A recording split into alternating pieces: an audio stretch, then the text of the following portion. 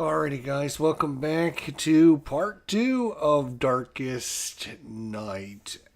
It's dark days out there. In fact, it's so dark, I look like I'm a ghost. It drives me crazy that I have to switch this, but I will because otherwise it'll drive me crazy. Alright, there we go. Look a little better now. I don't look like a ghost anymore. Nice. Alright, part 2, Darkest Night. Last time we went through a little bit of the setup and how to play and all that. This time it's just gameplay, so hopefully you'll enjoy a little bit of it. Let's get to it. Overhead camera, away we go. Alright, and I'm going to actually lighten this up a little bit. It looks a little dark on my end. Let me know in the comments section down below how that looks for you guys. All right. Hopefully it'll look a little bit brighter. So we have 4 characters: the Paragon, the Acolyte, the Knight, and the Wizard, going against the Necromancer here. This is first edition. I should mention first edition. All right. We just finished last turn. We finished the Necromancer's turn, which ended up following our Acolyte over here and putting out some more evilness. And now it's our turn. So, let's see where we're at and what we're going to do.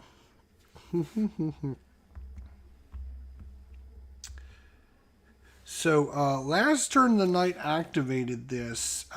So, what I'm going to do is I'm going to turn this.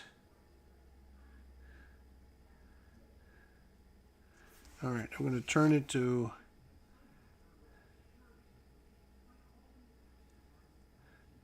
Alright, there's no oaths or activate until you fulfill or break. Alright, so we activated this. There was no, activation tokens. So, we should have activation tokens. Actually, let's see what these are. We'll use we'll use that as an activation token. They're timers, so that's fine. Alright, so it's active, which gives him +2 in fights when attacking blights. So we're going to have our Knight attack the skeletons. Yes. About time, Knight. So he gets +2 dice to defeat this skeleton. It is a 5 or higher. We need a 5 or higher to attack this thing. 3 dice. Come on, we can do this. I know we can do this. Yes. Wow, just barely, but we can do it. So the skeletons have been defeated. Nice. We can put those skeletons back in the pile. So the Knight has cleared out the village of undead skeletons. Very nice. So we fulfilled this quest because we destroyed a blight. She gains 1 grace. So the Knight's grace has gone up to 6. That is good. I like that. Alright, so that is the Knight's turn done and over. Unholy Aura. Again, I need to just double check with some of these. Unholy Aura. While a hero is in the affected location, he rolls 1. Oh, you know what we forgot to do? Ha ha ha. Mr. Knight, we forgot to roll. We forgot to do your event because you're not in the monastery. You have to do an event. His event is to lose 1 grace, roll a die, and pick 1. So he would have lost a grace, but later he gains it by destroying them. But he rolls a die, and he doesn't have anything for treasures. So 6. Draw an artifact. Are you kidding? Nice. Look at that. There's a whole artifact deck. So the Knight has found an artifact while hunting down and killing the skeletons in the village. How thematic is that? So let's see what the Knight has found while killing the skeletons in the village. Got my something really, really good. This one right here. You saw me shuffling. It's the hymnal. After you pray 1 hero in your choice at any location, with less grace than you gains a grace. So basically, whenever he would pray, praying is an action you can do that will give you. I'm going to just put this over as kind of his portrait there, like that. There we go. Praying. Let's find out about praying. What I think the praying is to just get your grace back. I believe you get like a couple. I'm not sure if you have to do it at the. Let's see. Yes, you can only do it at the monastery. You roll 2 dice, and if you roll anything 3 or higher, you get a grace back. So if I roll 3, then I would get two grace back. So if he did this and then add this, he would give somebody else some health back. So that is pretty good turn for the knight. Now, we're going to do the wizard next. The wizard has an event. The event is Aurora's. He's going to gain a grace. That is awesome. And then spend 2 secrecy or exhaust all your powers. What?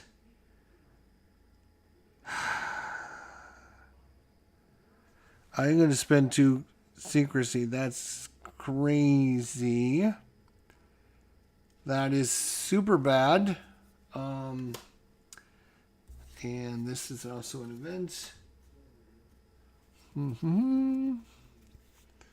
All right.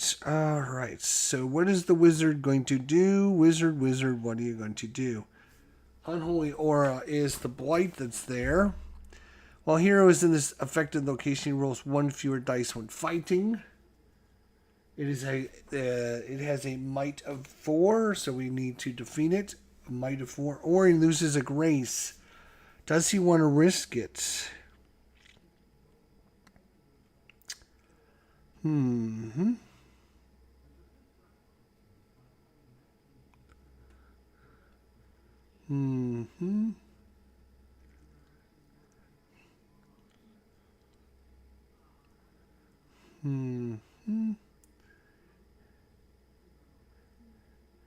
I think what he's going to do is he's going to search. He's going to search, and let me just make sure the searching's done the same way as the second edition. So, I have a feeling it's a little bit different, because in this it says search difficulty 2. Roll a die and compare it to the search difficulty listed board. If your result equals or exceeds, draw a map card and take the search result of your choice location. All right. So he's gonna try a search. He's gonna try a search. He'd like to get rid of this unholy aura, but it doesn't do anything other than it makes him fight worse than he already is. So that is a thing. But he does have the lightning strike, which gives him 3 extra dice when he fights. So he's not too worried about fighting something. Alright, so he's going to search. So he rolls a single die. He does not have anything. He does not have anything special. So he's just going to roll a die. Alright, come on. Let's go. Oh my god. Just barely 2. That's what he rolled. Oh my god. But he's successful. So we roll. And we draw the castle. We look at the castle and we found a cash supply. So what does that mean? That's a great question. What does the cash supply give us? Draw 2 power cards. Keep 1. Place the other at the bottom of your deck. So the wizard is going to get more powers. 2, 3, 4, 5, 6, 7. All right, we'll shuffle up his cards to show you guys. There's no shenanigans going on here. No shenanigans. Here we go. He gets 2 powers right there. And these are not starter powers, so they might be really good. Rune of Clairvoyance. As an action, he can deactivate all runes and activate this rune. At the start of your turn, look at the top card of any deck. Put it on the top or bottom of the deck. That's really nice. Or the Rune of Interference. Again, deactivate all other runes and activate this one. As an action, roll 1 die when a blight is created. If you roll a 6, you destroy the blight. What? Oh boy. Both of these are really, really good.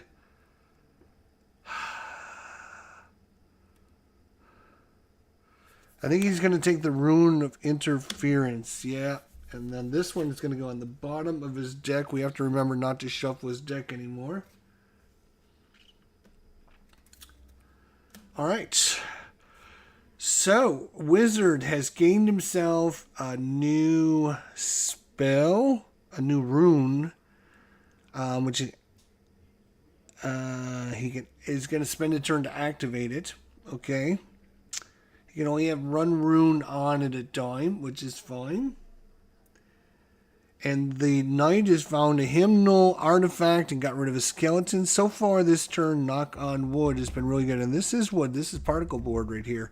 This is a very nice board. I like this board. All right. So, Mr. Acolyte, where are you? You're in with the Necromancer. So you're going to lose the secrecy right off the bat. And he's in with the evil presence and the omen. Let's see what those do. The omen. Whenever a hero in the affected location draws an event, he draws an extra card. Oh, that's right. That's really, really bad. And the evil presence. While a hero is in the affected location, he rolls one fewer die when eluding an enemy. So trying to elude away from enemies is bad, and he's got to take the worst of two things. So that's not good. So he loses his secrecy. I think I already did that. I'm pretty sure I just did that. Because I remember doing that. But I could be wrong. Let's see. He started at 7, so he'd probably be down to 5. Alright. Now he draws 2 events, and all we do is we look at the numbers in the corner, and we take the higher number. So this nice one of 1, unfortunately we don't get that one. We get the startling news. Add a time marker to a quest currently in play. If there's no quest in play, draw a quest and roll 1 die to determine its location. So we have the new quest deck, which comes with... It comes in the Necromancer bundle because the Necromancer bundle includes the base game, expansion number 1 and expansion number 2. And I think it's expansion number 2 and starts the quest deck, introduces the quest deck. So if you don't have the Necromancer bundle, you won't have the quest deck. You won't have cards that talk about quests and such. So, alright, so here is our quest, Saru. So, there's no quest in play. Draw a quest and roll a die to determine its location. We have the Dark Tower. Alright, we will roll a die to see where the Dark Tower is going to go. What you do is you pretend you're standing on the village, and it'll tell you which location the quest goes to. And we roll a 2, so 2 is down here. So the quest ends up down here. No quest in play. Immediately draw a quest and roll 1 die to determine its location. Okay, so we have the Dark Tower. So what do we have with the Dark Tower? Well, the Dark Tower will have the Necromancer's servants are building a Dark Tower with supernatural swiftness. Destroy the construction site before they finish. As an action, fight versus 5. And each success is 1 damage. We need to do 2 damage to it. And if they complete it, we get -2 to this. If we complete this quest, we get -2. If they complete it, they get +2. So it's a race. We have 6 turns to get to this and destroy it. Alright, so as the Acolyte, now remember, the Acolyte and the Necromancer were over here. The Acolyte runs back to the ruins and sees the enemy building the Dark Tower. He knows there's a Dark Tower. The Necromancer ended up fouling him because he didn't want to give away the secret that they were building a Dark Tower. So, what is the Acolyte want to do?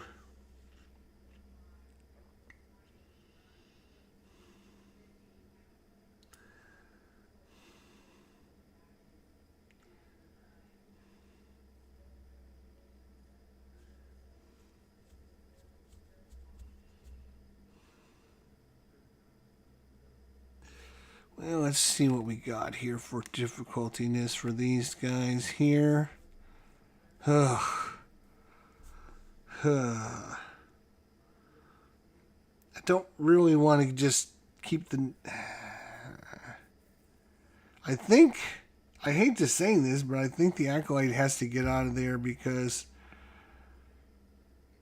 there's just too many things going on there. We don't want to be with the Necromancer, so we're going to move. We're going to move back here. That's all I can do.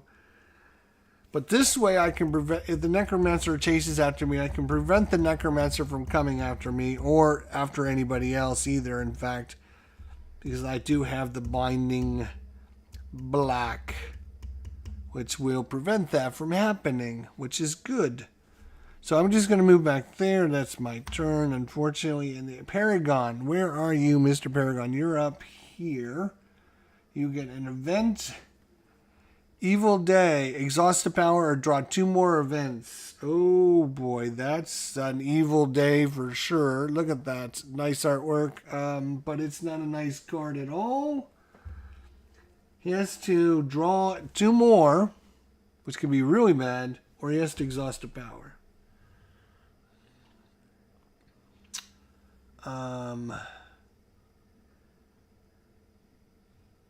What is this? Oh, Shroud. What is the Shroud? What is the Shroud? Other types of blight in the location cannot be attacked until you destroy the Shroud. It's got a defense of 5. Right. All right.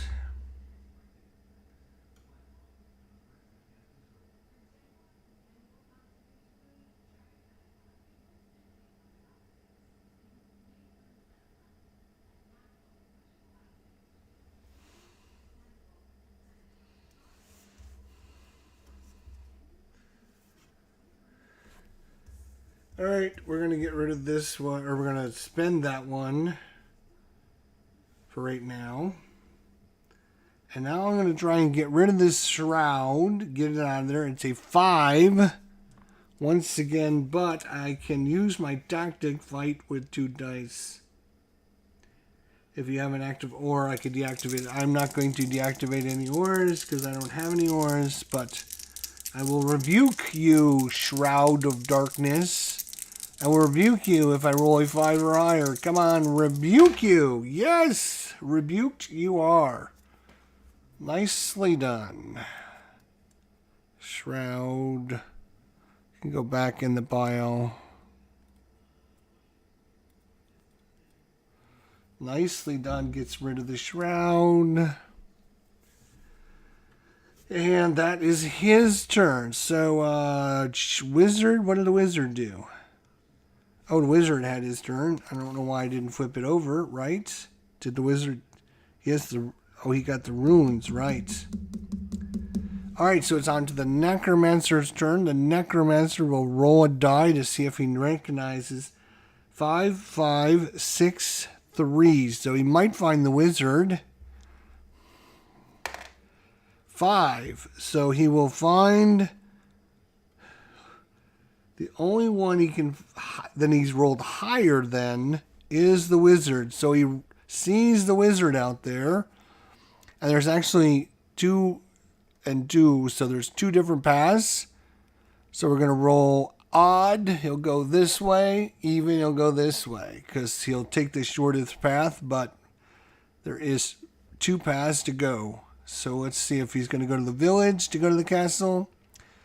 Or if he's going to go from the swamp to the castle. And getting him actually out there is good because now we can come over here and try and complete this Dark Tower would be nice. So I said, I can't remember what I said, so I'm going to have to roll it again. Odd, even. That's what I'm going to say this time now. Odd, even. So he's actually going to come into the Knight's location now. Okay. We get all of our turns back. And that's 1 turn. Boom. It goes pretty quick when you know what you're doing. And, well, I mean, not that I know what I'm doing, but I mean, you know, it goes pretty quick when you just take your turns and not kind of think too long about what the hell you're doing. All right. The Paragon over here is going to search in the mountains. He's only going to get 1 die, and it's a 4. So he needs a 4, 5, or 6. So this could be a wasted action. He does have a bonus when fighting, though. So he... And he is wounded, so moving back to the monastery might be a more advantageous move.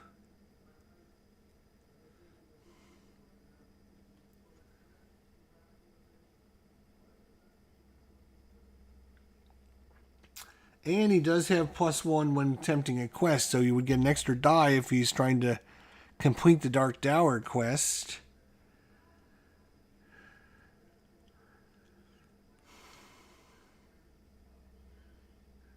No, I think he's just going to search. I think he's just going to search and hope and pray. Yes! Yes! All right, and we're in the mountains. Forgotten Shrine. He has found the Forgotten Shrine. What is the Forgotten Shrine, you might say? Gain 2 life, or 2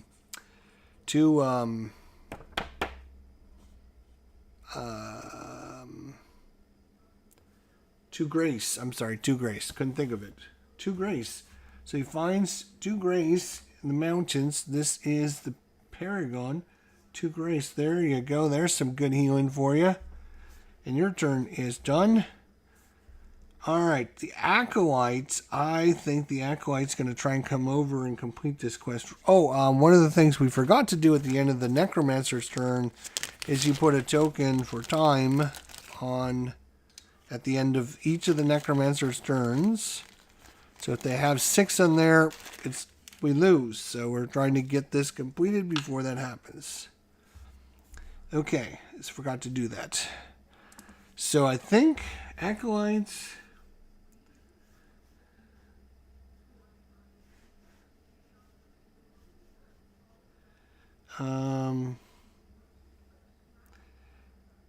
as a bonus action, he's going to give false life. Exhaust at any time while not at the monastery to gain 1 life. So that is a bonus action. Doesn't cost him an action. And then for his turn...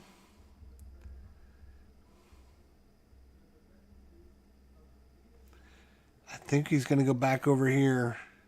And that's going to bump up his secrecy for moving.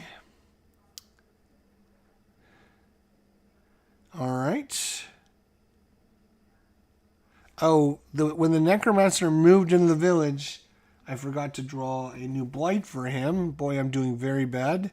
He's in the village. He would have done a Revenant.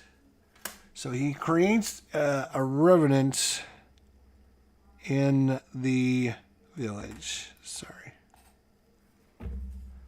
Get my huge tweezers there. Revenants. They are 5 to fight, 4 to evade. If you fail, you're killed. Okay. So that's there. Now we know what they are.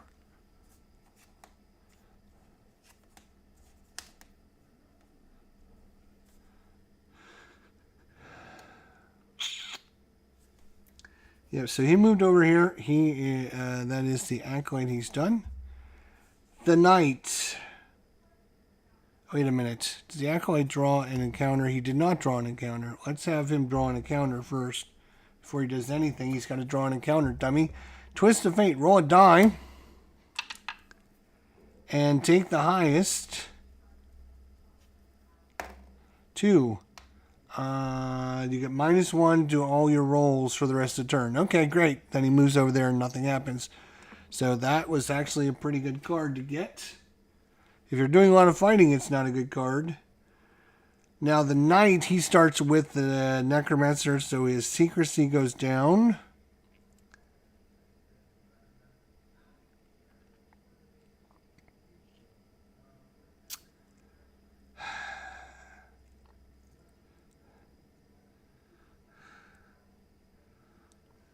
Does he want to turn his oath back on so he can kill that revenant? Or does he just want to kill it?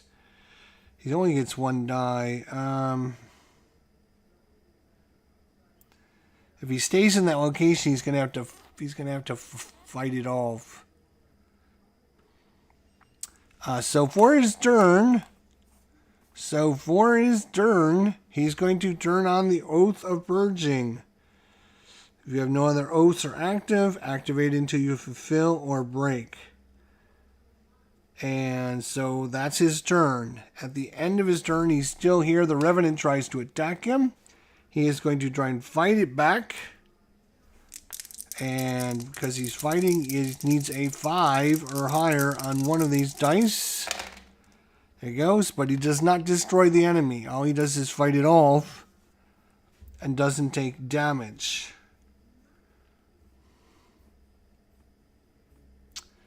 Okay. So that, what did the knight do on his, he activated his Oath of Purging, right.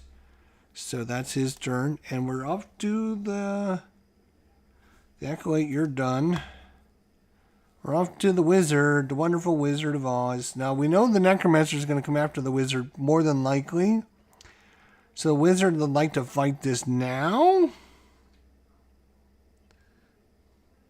But he's gonna do this. He's gonna activate his Rune of Interference. Whenever there's a rune come out, from now on, whenever a blight is created by the Necromancer, he rolls a die. If he rolls a 6, he immediately destroys it.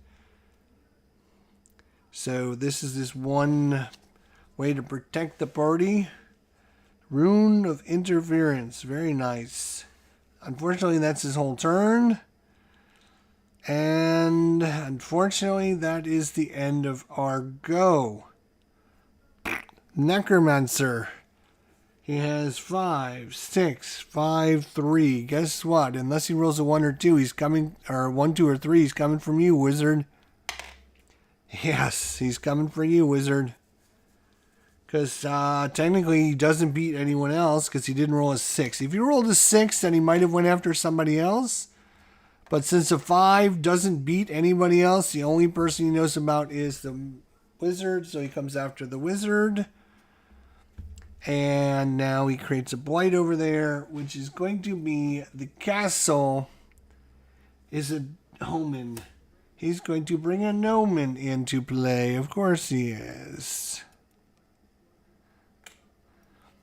Omens are where you take 2 of the event cards and take the worst of them. I just hate that one because this is how the game works against you. I'm going to zoom out just a little bit. I think it's a little bit too close. You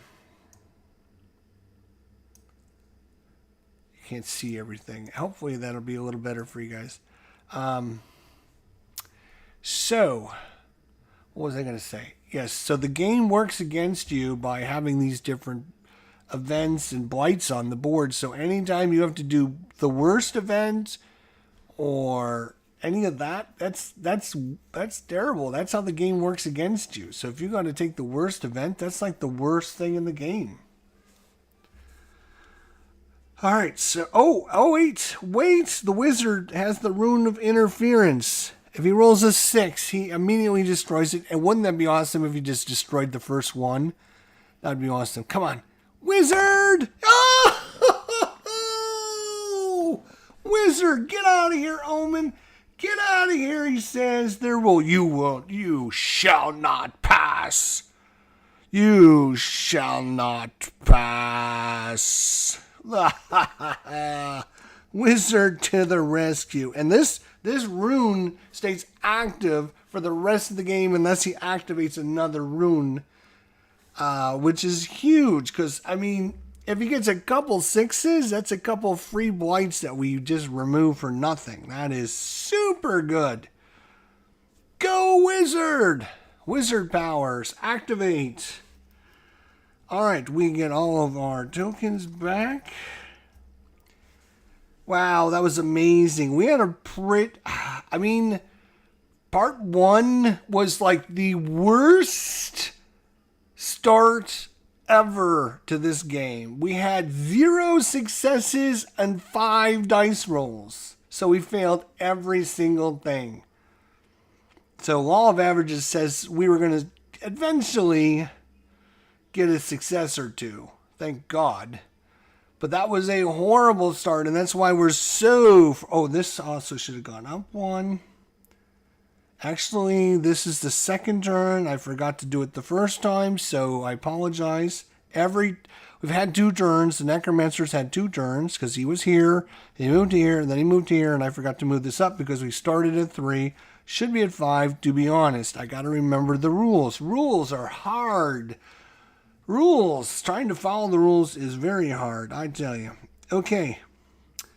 All right, we're going to go through one more round for you guys. We've got a little bit more time, so thank you all for joining me. I do appreciate it. If you're enjoying this, you might as well hit that like button while you're watching. Just click it. Just, click.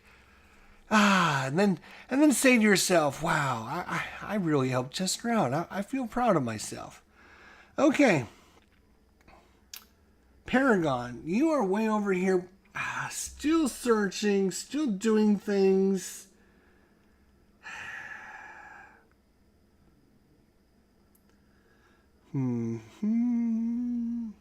He's got his health back.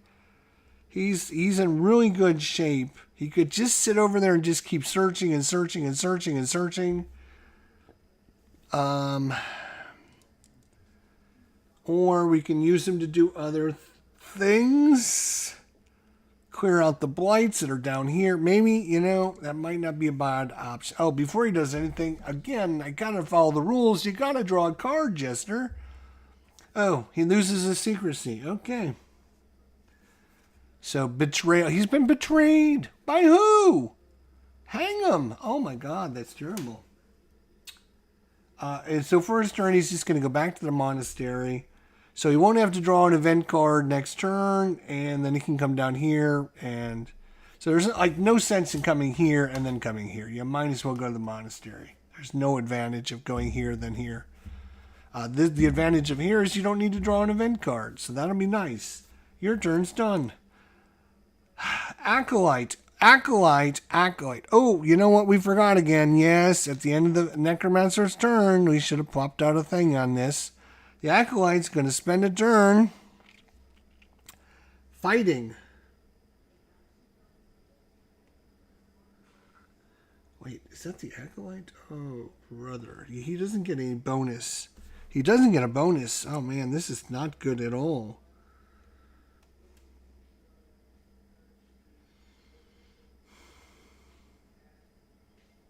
Oh, and he's going to draw an event card, and he's got the Omen, so he's going to draw the higher fate card. Right. Ah, yes. A 2 or a 1, so he only has to do the 2. Upheaval. Remove all blights from your current location and create an equal number of new blights. Really? So these 2 go away. All right. But he's going to get 2 more new blights. That could change what he wants to do, actually, depending on what comes out there. So evil presence is up there. All right, so we're going to draw 2 new ruin maps. Ruins is an unholy aura. That doesn't sound good. Not sure what it does, but it doesn't sound good. Unholy aura and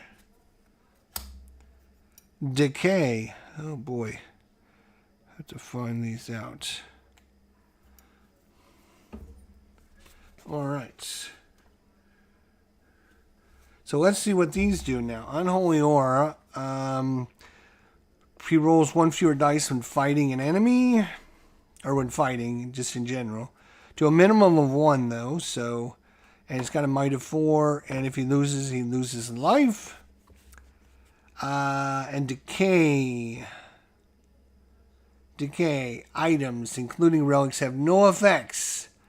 They may be carried and traded, but not used for anything, which will make winning impossible, because you can't use the holy relics either in this location, so we need to get rid of the decay. eventually, but it's not going to hurt us right now. But it will prevent you from using any items in this location. So the Acolyte, though, doesn't have any items. He doesn't have anything special. Nothing's going on. So maybe he just rolls a dice and sees if... I would like to have...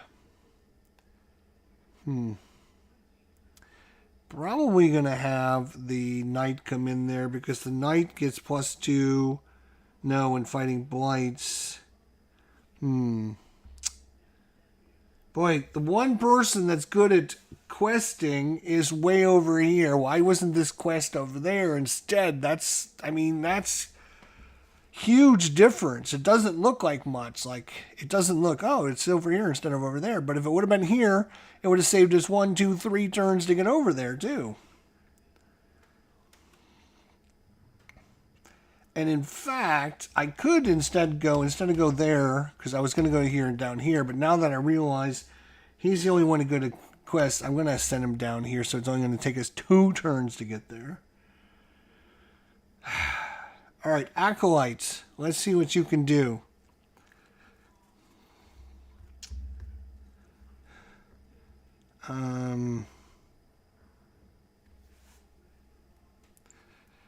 Yeah, let's go. He's going to try for this. He needs to fight it with a 5. No! Darn it. So close. I thought for sure. All right, the Knight. The Knight is simply going to move there. That's his turn. And then the Wizard. Oh, Wizard. Oh, wait. Wait a minute. The Knight, again, rules. He's got to draw one of these things first. A Mind Leech. We compare it to his Secrecy, which is a 5. So we get a mature Mind Leech. He can fight it for 5.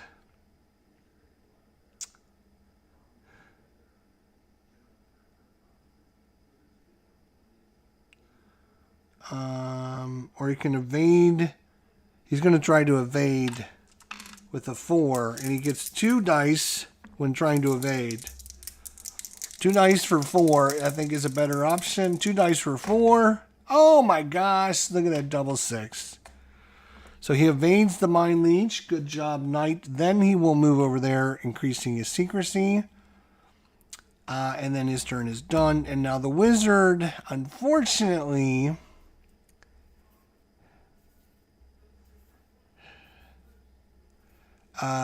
is in the space with the Necromancer, so his Secrecy goes down. And he draws 1 event because he only has the Unholy Aura. The event is Startling News.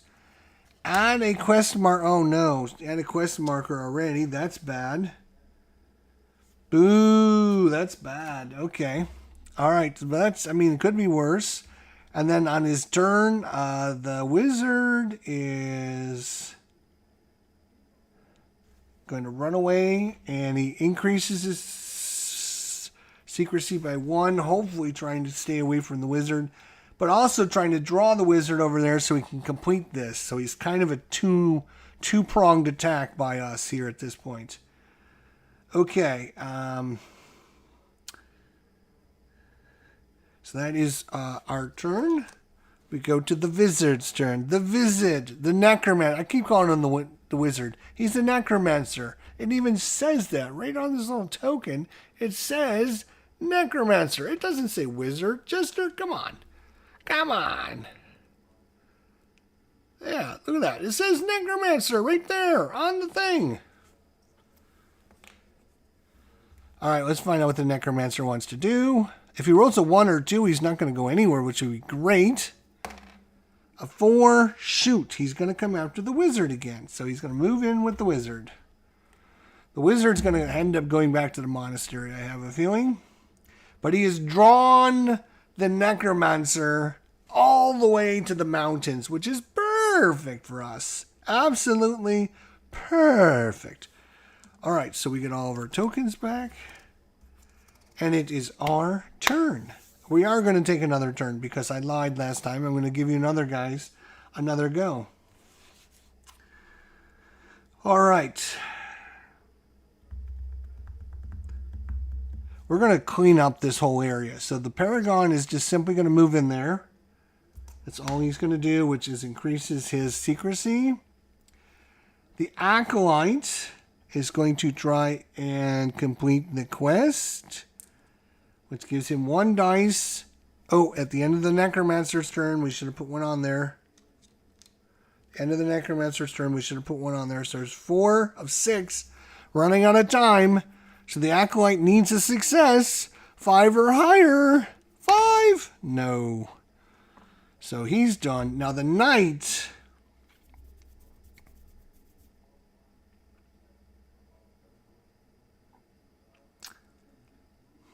is going to fight. And I think it's just 1 dice. Because he doesn't have any. I mean, he gets +2 fights when.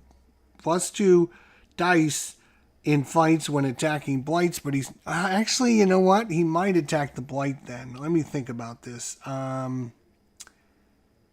Yes, he will attack the blight.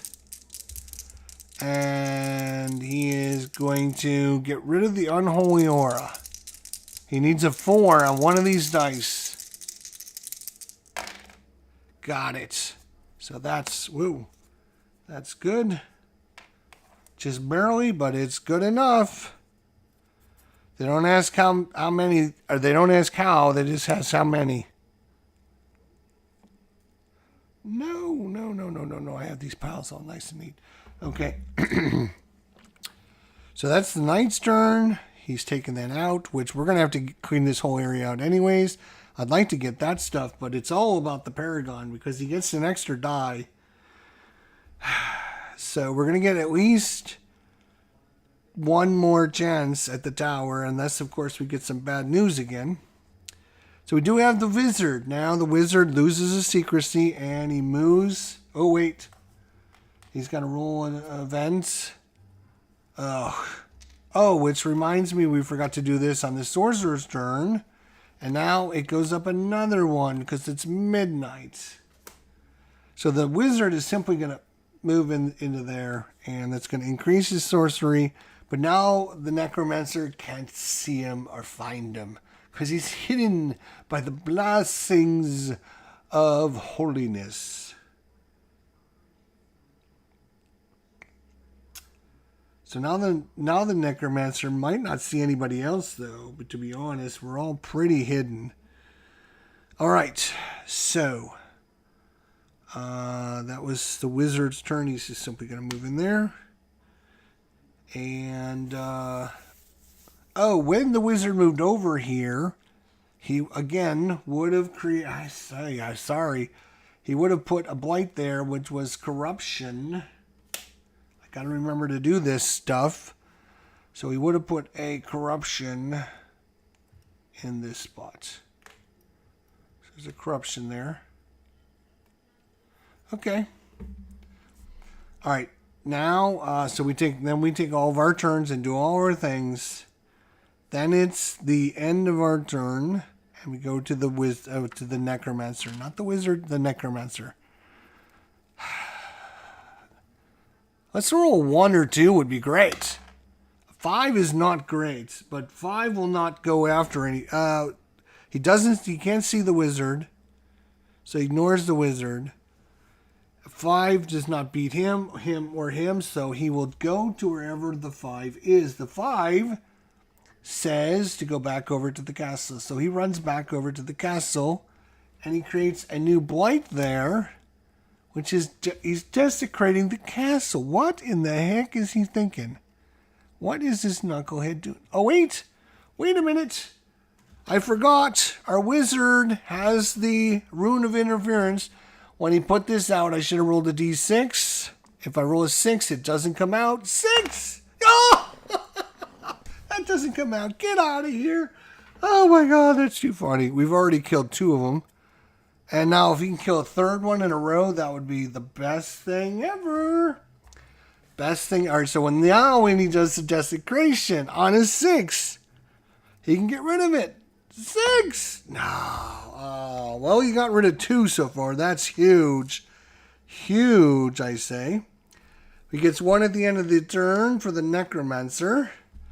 So we have last turn to try and complete this. We need 2 successes on here.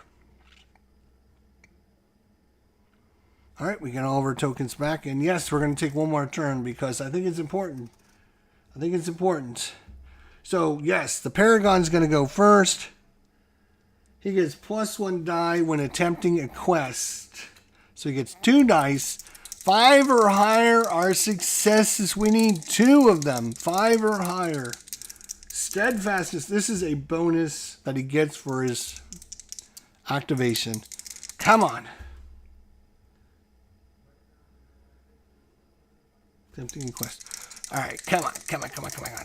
5 or 6, 5 or 6, 5 or 6, 5 or 6. Oh, we got 1 success. All right. As a success. All right, we'll take it. We'll take it. Oh, wait. He's got to do an event first. Gosh darn it. Event. Gain 2 secrecy. Spend 1. Yeah. He will spend 1 of his or lose a turn. So he will spend his thing. And then he will do his action. He will earn 1 success. Then he's done. Acolyte. No, we'll do, yes, we'll do the Acolyte next. Event. Oh, no. Haunts. We're going to compare it to his 6. So it's a Wisp. He needs a 4 defense or 4 fight. It doesn't matter. It's 4 either way. So he needs a 4 or higher. He loses his secrecy. That's bad. All right. Now he can take his turn. He's going to try to complete this. He needs a 5 or 6. 5 or 6. God damn it. Knight is going to take his turn, but he's found the dead servants.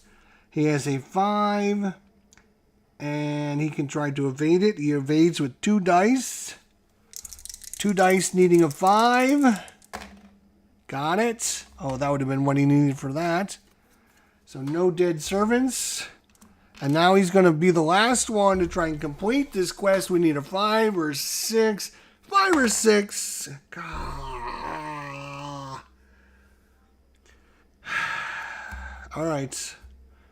Boo, boo, and boo, boo, bah, humbug. We had 1 success. We needed 2. We spent all that time trying to complete it. And now it's the Necromancer's turn. He will roll a die. He rolls a 1, which means he's not going anywhere except for down here. He's going to create a blight in the swamp, which is a shroud. Shroud. Where are you, Shroud of Darkness? Where is the Shroud of Darkness? Shroud.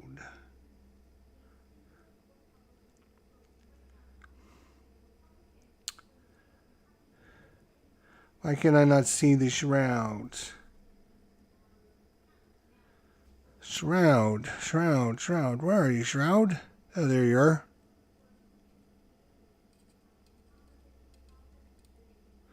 It's creating a shroud there. He bumps this up by 1. And he's going to complete the tower, which is going to actually be very bad because you want to know why? I'll tell you why. I'll tell you exactly why it's bad. Is the Dark Tower has been completed now. He gets +2, which is going to put him at 10. So from now on, the Necromancer will create 2 blights. If his location doesn't have any, he will create 2 blights in a location because he's now at 10. He's getting stronger. He feels the essence from the Dark Tower and he gains strength. He's getting stronger. Gosh darn it. Alright, so we failed our first quest. Boo! Everyone, you should feel shame. Feel shame. Oh, the wizard didn't take a turn, actually. Last turn. We never did the wizard. We will just say the wizard won't draw an event. So what he'll do is...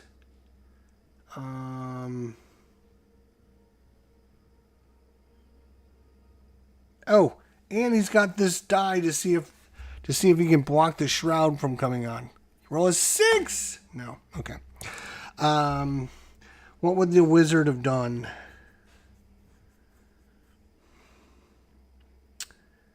So if we succeed, I think what we'll do is we would have said...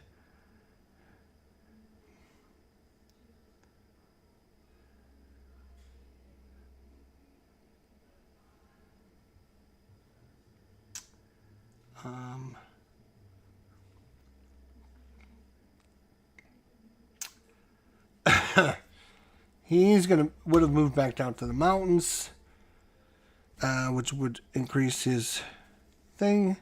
Okay, so that would have been the wizard's turn. Now the necromancer does what he's gonna do, and unfortunately, we failed their quest, and that is it. We're at 10. It's not looking good for the home team. You definitely need some better luck. We started this second part off really well, very strong. Then had some. You got to be successful on most everything you can do. You have to be about 80%, because if you are you have one action your turn. So if you fail your turn, you miss out on your whole action. You don't do anything. So if you have 4 of 5 people not doing anything, the game just overwhelms you and gets to a point. Yeah, you definitely need to make sure you succeed in your tests in this game. All right, well, that's it for part 2. We have our top 100 board games of all time coming up tonight at 7 o'clock on the channel. 7 p.m. Eastern Standard Time, number 80. Down to number 61 tonight at 7 o'clock p.m. Eastern Standard Time, which was in 1 hour and 11 minutes. So come on back for that. We'll see you then. Until then, my friends, don't you forget, I will see you all down the line. Thanks for watching. See you next time.